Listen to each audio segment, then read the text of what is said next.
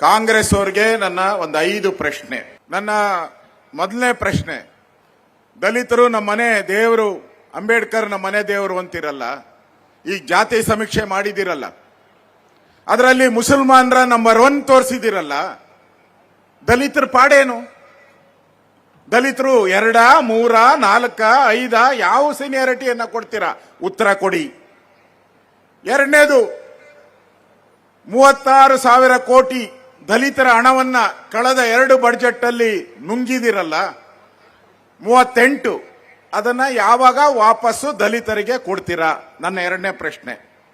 ಮೂರನೇ ಪ್ರಶ್ನೆ, ಇಡೀ ದೇಶದಲ್ಲೇ ಅಂಬೇಡ್ಕರ್ ಅವರ 600 ನನ್ಗೆ ಗೊತ್ತಿಲ್ಲ 600 ಅಡಿ ಎತ್ತರದ ಪ್ರತಿಮೆ ಮಾಡ್ತೀನಿ ಅಂದ್ರಲ್ಲ, ಅಂಬೇಡ್ಕರ್ ಅವರಿಗೆ 6 ಅಡಿ 3 ಅಡಿ ಜಾಗ ದೆಹಲಿಯಲ್ಲಿ ಯಾಕೆ ಕೊಡ್ಲಿಲ್ಲ? ಈ ಪ್ರಶ್ನೆಗೆ ಉತ್ತರ ಕೊಡಿ. ಆಮೇಲೆ ವೀರ ಸಾವರ್ಕರ್ ಅಂಬೇಡ್ಕರ್ಗೆ ಸೋಲಿಗೆ ಕಾರಣ ಅಂತ ಇವತ್ತು ಪತ್ರಿಕೆಯಲ್ಲಿ ಹೇಳಿದಿರಲ್ಲ, ಸಿದ್ದರಾಮಯ್ಯನವರೇ, ನಿಮ್ ಕುಟುಂಬದವ್ರು ಯಾರು ಹೋಗಿ ಅಲ್ಲಿ ಕಂಡಿಡಿದಿದ್ರು? ಯಾರು ಸಮೀಕ್ಷೆ ಮಾಡಿದವರು ನಿಮ್ಮ ಕುಟುಂಬದವರು? ಇದಕ್ಕೆ ಉತ್ತರ ಕೊಡಿ. ನಿಮ್ಮ ಇಂದಿರಾ ಗಾಂಧಿ, ನೆಹರು, ರಾಜೀವ್ ಗಾಂಧಿ 3 ಭಾರತ ರತ್ನಗಳನ್ನ ಕೊಟ್ಟಿದ್ದೀರಾ, ನಾನು ಸರಿ ಇದ್ರೆ.